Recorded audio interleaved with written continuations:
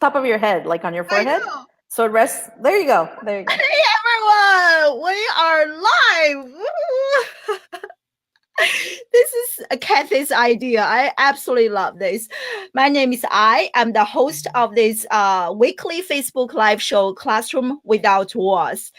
And join me live is the one and only Kathy Hackle and wearing our cool VR headset. It's so amazing. Yeah. And I created this show last year because I believe our society has changed a lot. And the social media and technology play a huge role in our changing society. As an educator, I want to create a space where we can both be students and teachers at the same time and learn from each other. On my show, I interview leading professionals such as Kathy to discuss topics related to social media, technology, education, innovation, and entrepreneurship. If you are new to the show, thank you so much for joining us. If you are a returning attendee, you know how much I love you, and thank you so much for supporting my content. And if you are watching this on replay, hey, future people, thank you so much. Today, I'm so honored to have Kathy join us live. And I just want to do a quick and brief introduction about Kathy because if you know her, this lady does not sleep. She is so amazing. I can probably spend the entire show just introducing her. So she is a VR, AR speaker, consultant, and evangelist, and producer and marketing futurist.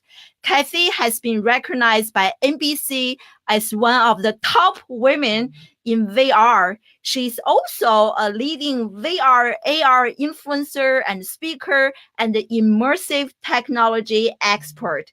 And last year, she published the one and only first book on VR and AR marketing that we are going to discuss later in the show. Please make sure you stay till the end of the show.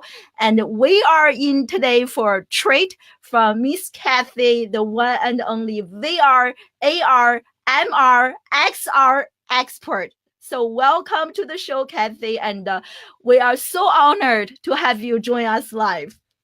Thank you. Thanks so much for having me. I'm happy to be here. And hello from the future. Yeah, and we already have a few people join us live. And if you actually, I am from the future. It is That's true. You Thursday. are from the future. I am. It is Thursday, 6 a.m. Many of you guys are still Wednesday. Hey, this is so cool. And hey, Shmo. Oh my God, Zala is here. Hey, Zala, staying up late, join us from Slovenia. Wow. Hey, Jim, join us from the US. Hey, Suzanne. Oh my God, I have an international friend, a circle of friends here. If you guys don't mind letting us know where you are joining us from, that will be greatly appreciated. And we are just going to, do you want to add anything to my very brief introduction, Kathy? No, not really. Just, I'm excited to be talking about what's coming when it comes to social media, marketing, and content. And I'm going to take this headset off so, we can chat further. But this is so cool. Actually, I got this from Miss Kathy a few years ago, and my children and I, we have been playing with this and enjoying this, which is super cool. Hey, Suzanne from Scotland and Dorothy from the US. And thank you so much. I'm going to get started with my questions here, as always, and I will be sharing and pinning the Be Live link in the Facebook comment section. If any of you wants to join the live video chat with me and Kathy, please feel free to click on that link and join us live, okay? And I'm sure Kathy would love to say hi to you. And I'm going to get started with my questions here, and please feel free to share any of your questions. Oh my God, my friend Mike is here. He's my husband's coworker. Oh, wow. That's great. Okay, so we can start with the basics. On your Twitter profile, Kathy, you have AR, VR, MR, XR. Just in case some of us who are not familiar with the concept, can you briefly and quickly explain what each means and what are the differences among them. Yes. So let's start with augmented reality. Augmented reality, actually, if you define the word augment, is to add. So augmented reality adds a digital, let's say, element overlay over your real world. So right now, a lot of the augmented reality is done through the phone. Snapchat, Instagram, Facebook, Pokemon Go, they're all examples, let's say, of augmented reality. So it's really, the way I see it is like cameras are our portal into this world with augmented elements. So that's kind of augmented reality. And those elements are not necessarily aware of their space. So that's augmented reality. Then virtual reality, the headset that you have is actually virtual reality, where you put on a headset and it really blocks you out from the real world, but you are transported into a different world. Whether it's a game, whether it's a 360 video, whether it's a live feed from, a soccer game or something, you're transported somewhere differently. You're kind of blocked out from the real world, and it's fully immersive. And if you look up and down and to the sides and move around, you're completely immersed in this other, let's say, place. Then mixed reality, and there's different ways to define mixed reality. It depends, like Microsoft has a different definition. But the way I like to define it is the way that Magic Leap, the company that does this headset, defines it, where it's pretty much where you do have those digital elements, just like you do in augmented reality, but those elements are spatially aware of their space. There's, they know there's a table, you're able to interact with them in a totally different way. So mixed reality is kind of a step forward from augmented reality. And then XR is kind of an encompassing term for all the realities, for all the current realities and all the future realities that might come. Some brands like Deloitte defined it like extended reality. Other people think it's just an X. Other people think it's, so it's just, it's there's different definitions when it comes to the term XR, in all honesty. So, but in the industry I work in, XR is used as this term to encompass AR, VR, MR, and any other realities that might come in the future. So. Wow, that is so amazing. I'm already learning so much. I feel like if we just stop right now, everyone is already learning a lot, especially the term XR is a new concept to me, so which is really great. So how do you think those immersive technologies are influencing and changing our storytelling or our shopping behaviors, consumer experience, or maybe even our lifestyle? Yeah, it's slowly changing. The way I tell people, it's slowly creeping into our daily lives. If you talk to Generation C, so the generation that comes after millennials, and even some of the younger millennials, they spend a lot of time on their phones, right? And a lot of them are on Snapchat and Instagram, and they're using all these filters to change the way they look, to change the places that they are. So it's something that they do. What they're starting to do now is also do a lot more shopping in an augmented reality. So I think you saw that video I posted where I was shopping for a pair of glasses. So through my phone, I was able to try on a pair of glasses from Victoria Beckham's latest collection and purchase them and pre-order them directly from a Facebook Messenger chatbot through augmented reality. So that was really, really interesting to be able to do. So it's slowly kind of creeping into something that we do on a daily basis. And then, just the fact that, for example, with virtual reality, you're able to immerse yourself and travel somewhere else. Let's say you want to kind of travel to a destination before you go, just to make sure that it's something you like, you're interested in, or try something out. That's going to be great. It's going to have major implications for the way customers engage with brands, and it's also going to be a really exciting time, for e-commerce, for marketing, for brands, for content marketing. So. I saw that some of you are trying to join the video chat, so you can come back. I just share the Be Live link. I saw Mike and Dorothy, you guys were trying to. So if you want to come back, just click on the link and then come back. Yes, Kathy is amazing. I love the knowledge. And you guys should definitely follow her on social media because I really love her content. Every time when I see her posting something, I was like, I want to try that. That is so cool. Yes. Yeah. And just to follow up on that question, many of us, we are familiar with like user-generated content. And as I was preparing for the show, I was doing research about you, and I discovered one article that you wrote. You were talking about computer generated image. That was the first time I was exposed to the concept.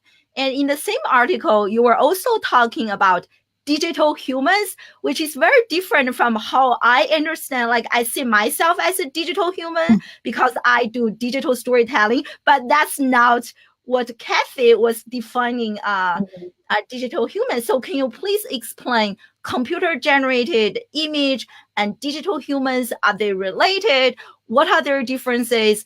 And how can we as small business owners or businesses or brands leverage those concepts to grow, to expand what we do?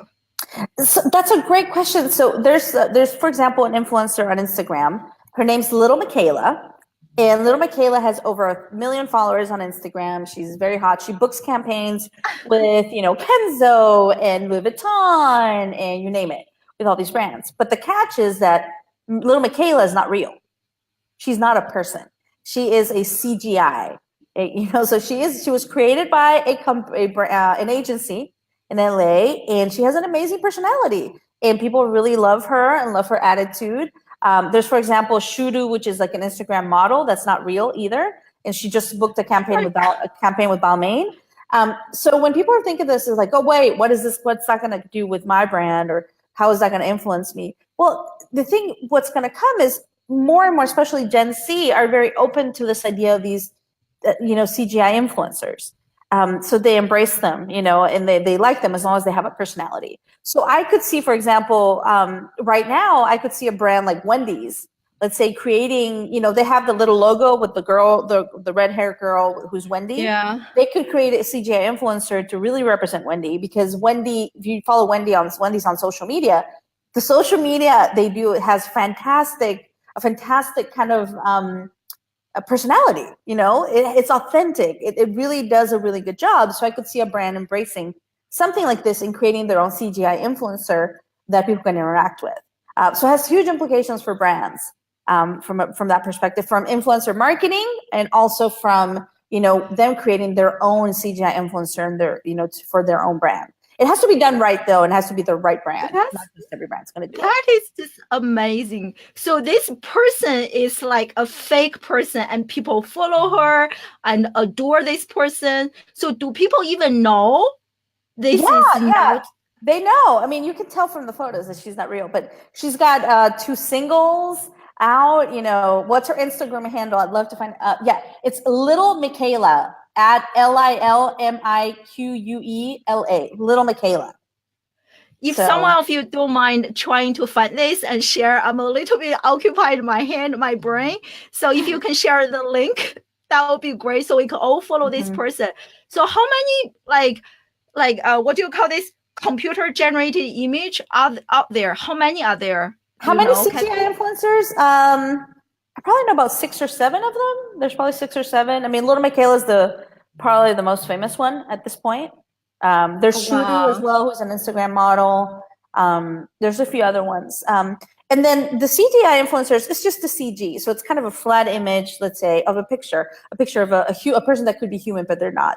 It reminds me a little bit of, Snapchat. They have the Bitmoji, or like kind of like that, the 3D, like moving and. But the thing with those are more cartoony. So when you get into the realm of CGI influencers, and especially into the realm of digital humans, then you're talking about something called the Uncanny Valley. So the Uncanny Valley is when you get to that point when you see something and you realize that that person's not human. That little something. So for example, like Sophia the robot, you see her and you kind of see, and she looks a little human, but there's something off. Your brain knows she's not human. So it's the Uncanny Valley is when you get to that point where you're like, oh, they're not human. But we're starting to get to that point where a lot of these, especially the digital humans that are going to be, that are coming about, get closer and closer to look like real humans. And that sounds scary, but it's a Wow. really interesting thing to think about and to see what happens. That's so interesting because in social media we always say that you want to be human, you want to act like a human, be authentic, be vulnerable, engage in digital storytelling. So do you think those computer generated human figures can also, like, how close they can be to like us? They can be very, they're getting there. They're not there. The AI is not there yet. But, for example, little Michaela has personality. She has a human that writes her social, but she's pretty authentic. So it's a really interesting, like, be human. What does that really, what does that mean for a digital human? I'm not sure. But you're going to start to see, like, chatbots, for example.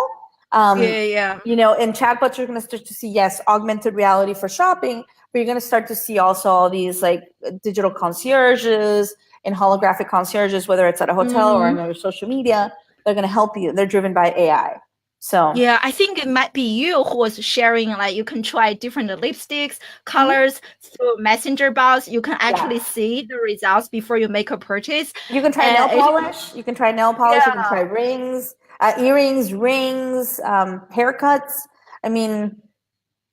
So many things. So what does this mean for us? Like marketers, what should we do now? Like to stay like relevant and updated? So basically the place we are right now is, I would say, do you remember when cell phones kind of came out and back in the day, and they used to have these like brick phones, like these giant brick phones? That's kind of where we are right now with the technology. It's like, it's clunky. We use it on our phones, but it's not necessarily great. It's not something we do every day. And not everyone had one, right? But now that's changed. Everyone has a cell phone. We could live without our cell phones. We're kind of like cyborgs in some way. And Elon Musk was saying this the other day. We're already cyborgs in some way because this is kind of like a part of who we are, right? So if you think about it, like, these technologies are kind of in that phase right now. So think about how far we are down the road and how marketing has been affected by social media and mobile. So marketing is going to be radically affected as well by not only AR, VR, but obviously AI, 5G, IoT, blockchain, all these emerging technologies that are part of this kind of push, technological push and transformation that's happening. So it has a lot of implications. Yeah, this is so fascinating. Speaking of messenger bots, I was just thinking the other day, what if I create a messenger bot for my classes at my university? When students, they are trying to get a hold of me, they will be chatting with my boss and they have like, do you have a question for career or for this particular assignment? That would be really, really like super cool. Yeah. And speaking of which, we have a question here from my friend Mike. And his question is approaching the end of the paragraph. He's asking if you have any recommendation or cases in terms of using those immersive technology in the classroom, in terms of like enhancing teaching. I think that's what Mike was asking. Well, it's interesting because right now I'm at the office and we normally have something called Headset Happy Hour, where we open up our lab and let people come in. And my friend Marie was visiting, and she runs the VR lab at one of the private schools here in Atlanta. And they're starting to, for example, there's two different ways to look about it. Is bringing the technology into the classroom so that children can experience chemistry and geography and social studies and even math in a totally different way. But there's also this other element. For example, in Mount Vernon, the school that she works at, they actually have this lab where the students are creating this content. They're creating VR, they're trying to create AR. So you're giving them the tools to be able to create content that is beyond flat. So it enhances learning in two different ways. Yes, it's giving them an opportunity to experience this technology and go elsewhere, but also giving them the tools to be able to to create this content. Because at the end of the day, content creation is going to be incredibly important. So that's one of the things. And then definitely training, education. I was lucky enough to advise UPS as a virtual reality expert prior. Yeah, they launched a virtual reality driver training program, and I advised them prior to that. And the whole idea is that the drivers would put on these headsets and train in virtual reality so that they would avoid hazardous situations, or they'd be more aware of things that could be potential dangers. So they can try a route 100 times before they do it. Same thing with medicine and surgery. You're able to do a surgery 10, 100 times before you actually have someone on the operating table. Or residents only get so many so many opportunities, right? So it's good to kind of like have those examples of this technology is being useful. I think utility, I mean, getting beyond the marketing, because marketing is great, but I think we have to think about utility and context and what these technologies do bring to us. Wow, that is just amazing to hear some of those examples, like training doctors, drivers. Oh my goodness. Like, how many years do you think those things will become kind of like mainstream, like more popularly adopted? So, and this is interesting because I'm a futurist. So I always get that question, right? It's like, when? I don't have a crystal ball. I can tell you kind of an idea when I think this is going to happen. So on the enterprise side, a lot of these things are already being used. A lot of these things are already happening on the enterprise side. I think mainstream, we're probably going to, I wouldn't even say 2020, probably 2021, 2022, you're going to see something big. Once Apple comes to market with some type of augmented reality glasses that work with your phone, that'll be kind of a very important moment in the history of these technologies. Because they launch a phone and everyone goes crazy and everyone wants the phone, and it's one of those passion brands. So yeah, it's probably 2021, 2022. You're going to see a little bit more of that. It's exciting times, definitely. Oh my God, you should see my whole body. It's like, oh my God, this is so exciting. I love that though. That makes me excited when I talk to people and they get excited about it. That just makes my day. So I just have this question right now. This is so fascinating. And by the way, Zala found this amazing lady, and so thank you. And she's loving her. I can't wait to follow this person, and probably a lot more dynamic than us. And so I just have this question as I'm listening to you to share all those exciting changes that are going to happen. So what do you think are some things that we should stop doing or stop learning because it is going to be irrelevant in a year or two? Why even bother? I don't think you necessarily need to stop learning, because learning is just good for the brain and there's so many things to learn. I would say start experimenting. I see it more like that. So for example, if you haven't been spending time on Snapchat, spend time on Snapchat, play with all the AR there. If you're inclined to do so, for example, Snapchat has something called Lens Studio, which is free. And you can go in and create your own lenses in augmented reality. And it's really easy. You don't need to know how to code.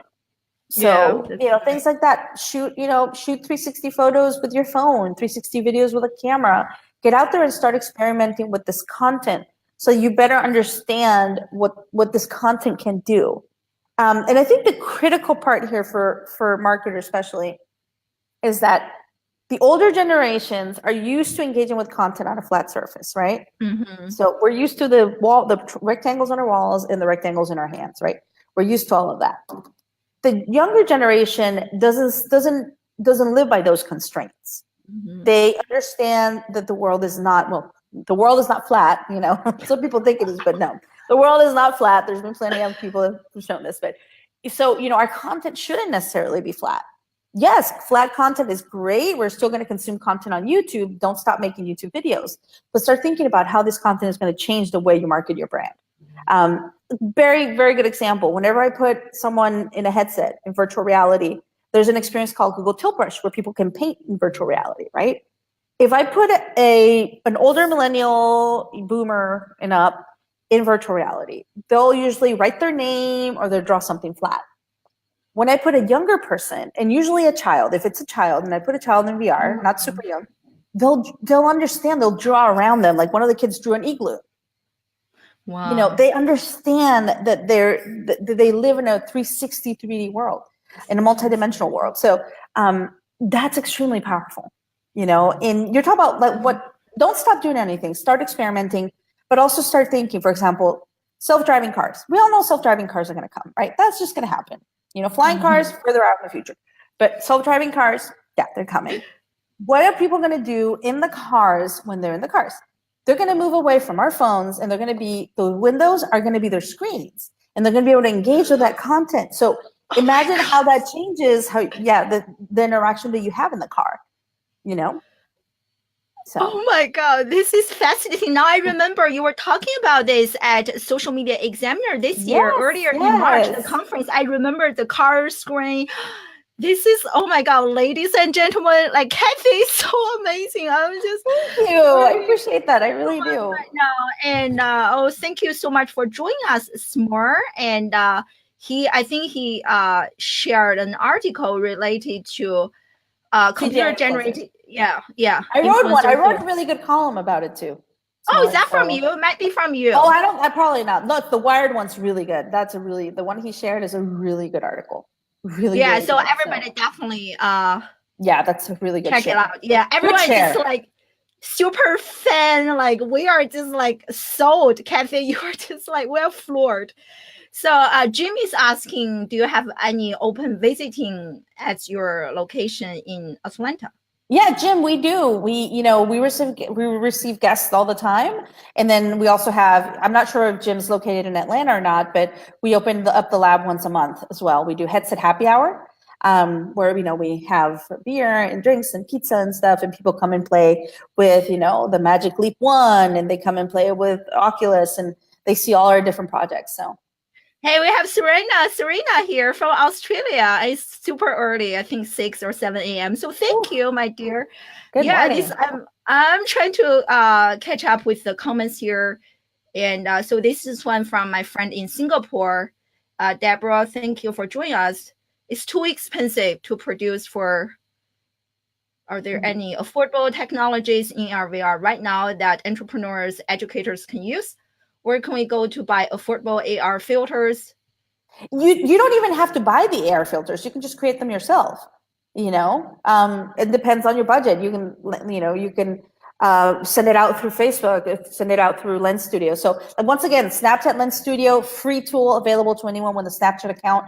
Amazon has something called Amazon Sumerian, which is also, you do not need to know how to code to create AR and VR content. It's a little harder to use, but you do not need to know how to code. So there are tools out there that what I call low hanging fruit for people that want to start experimenting. And then, Facebook AR Studio, same thing. It's free. Download it. Try to play around with it. The easiest one in all honesty is Lens Studio. Wow. I'm just reading some of people's comments here. That is so incredible, right? Imagine our children growing up in this three-dimensional and they go to a school. I think school education has to catch up. Otherwise, it's like going backward, right? Yeah. Like right now, my children are already playing with all of those things. And yeah, same thing. My kids' school in Atlanta, they just bought all these virtual reality headsets that also do augmented reality. They're starting to use them. My kids obviously use them at home, so it's great, but it's good to see them being used in educational settings because they are very powerful technologies. Yeah, so here's Jim's kind of follow-up to that question he was asking. I think it would be great. Jim, I'm actually not in town next week because I have to go to Oculus Connect 5, which is Oculus's developer meeting. Just like they have Facebook developers, they have Oculus developers, conference. But definitely, I'd love to, meet you in person, have you over to our lab, have you play with some of our fun toys. Oh, I want to go too. Mm-hmm. Yeah, and I see Gerard saying about aircraft. So yeah, that's actually what I showed at Social Media Marketing World is, gosh, I cannot remember which was it Qatar? Was it Qatar or Dubai? Emirates. It was Emirates. Emirates in their first class cabins, they have augmented windows, virtual windows actually call them, where especially in the middle seats where you're blocked. There's someone sitting here and sits a cabin here and a cabin there. You don't really have a window. They've created these virtual windows so that you can see what the people on the side cabins are seeing, or you can change the setting. You can see different things. So there you go. Can you imagine one day everybody goes outside with this, like walking around? That would be so cool, right? It's not going to be that. It's going to be glasses. Better, it's going to be better, what I call the Ray-Ban moment. I call it the Ray-Ban moment when we have our glasses. And it's not going to be that we use them all the time necessarily. I'm watching a show right now on Hulu called The First.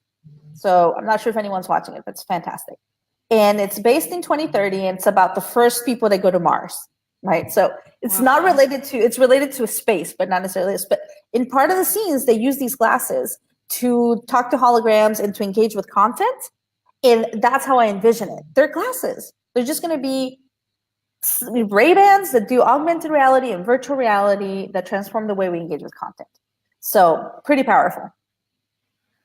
I'm just like fascinated by everything you shared so far. And Zella was saying that we should book a trip. I totally agree. Come on down.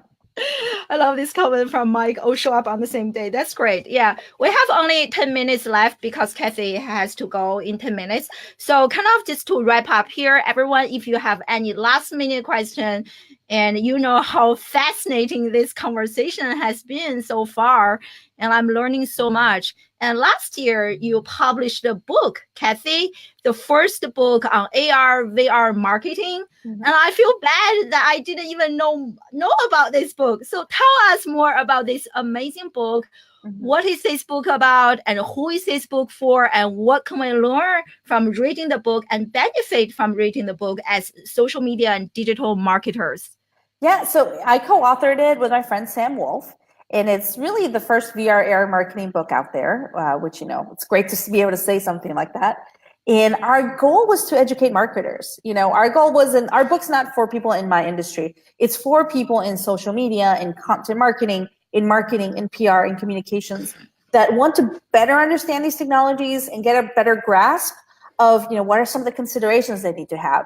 What are some of the things that you think about when you're storytelling or, story living, as we call it in the medium. So yeah, I love that. By the way, story. Oh my goodness! Because you're putting on a headset and you have agency. We're going beyond. So I love this part. We're going beyond the tell me to the show me world. Wow. Where instead of you telling me how great, just example, the Weather Channel. So instead of you telling me there's going to be 6 inches of rain, you're showing me. And they just did that with Florence. They're showing you what that looks like. They're making the intangible tangible, and that is powerful. And that, that has an effect on how we consume content, how we engage with content. So extremely powerful. Sorry, I kind of interrupted you a little bit. So keep telling us more about your book. Yeah. Yeah. So definitely the book. I recommend it for anyone that's interested in starting. We also in some way created it for people that wanted to get their foot in the door to talk to agencies and brands about these technologies. It's a good time for marketers to embrace these technologies and, join this cutting edge, group of people that are, we're all pioneers, and the more people that can join us, the better. Mm-hmm. And the better position you're going to be in the future if you can start embracing and engaging with this content. It's just like fascinating. Is it hard for you to write a book on a topic that is changing constantly? Yeah. Right when we published it, we're like, it's going to be outdated in like 2 months. And sure enough, so, we can't update it all the time. I'm already starting to think about my second book and working on a few ideas for that one. So, I'm not going to keep updating it all the time. It's just this industry changes so quickly. But I am interested in writing more books. So that's great. Actually, that's my next question. What's next for you, Kathy? And you are always talking about the future. What is the future for you? Where do you see? Very bright. My future is very bright. Let me tell you, it's been a crazy couple of years. I'd say the last year has been insane. I'm at You Are Here Labs, and I'm creating amazing content here, which is fantastic. I'm unveiling something really disruptive to the public relations world in a couple weeks. And oh my gosh.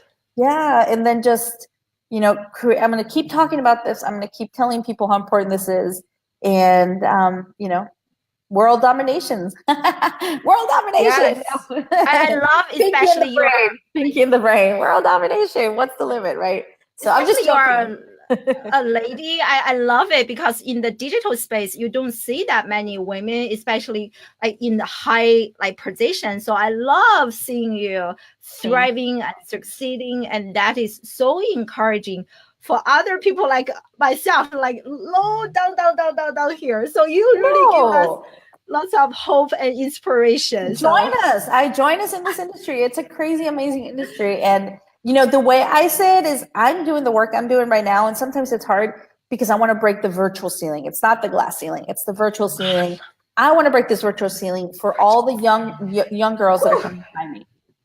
I'm doing this for my daughters, for my son, but I want more women of color and more women, more minorities to see that there are positions and there are ways to make your own, build your own window into the world. So. Oh my God. I'm just like so fired up from today's chat. This has been, I love everything I feel like you mentioned is tweetable. I should just like, someone should be live tweeting because everything you mentioned is so great. And I think, Suzanne, you were asking Kathy's social media handles. So I shared her Twitter, and maybe you can share with us how can people discover and learn more about you and follow you on this amazing adventure and journey. Thank you.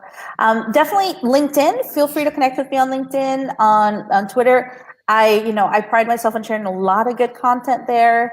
To keep people informed. So yes, thank you, Sala. Yeah, I follow Kathy on Twitter. She's like constantly every single tweet is just so good. I'm just retweet. Right? I tweet.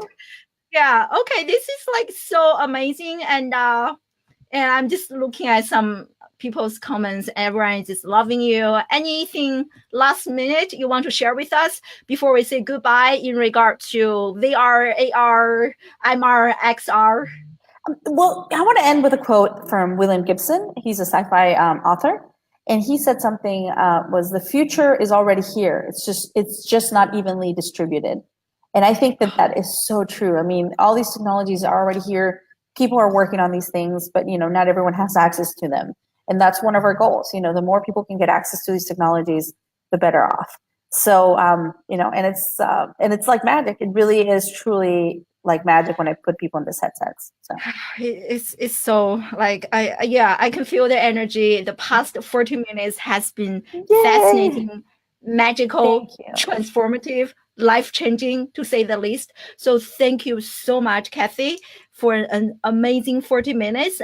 Everyone in the audience learned so much from you, and we are going to follow you and to keep learning from you and be your cheerleader and keep going and breaking the virtual ceiling. I love that. Yeah. So thank you so much, everyone, for joining us. Next Wednesday, we have Serena Rowan join us to talk about Facebook ads. So definitely come back next Wednesday, the same location, same time. And thank you so much, everyone. Love you guys. Bye.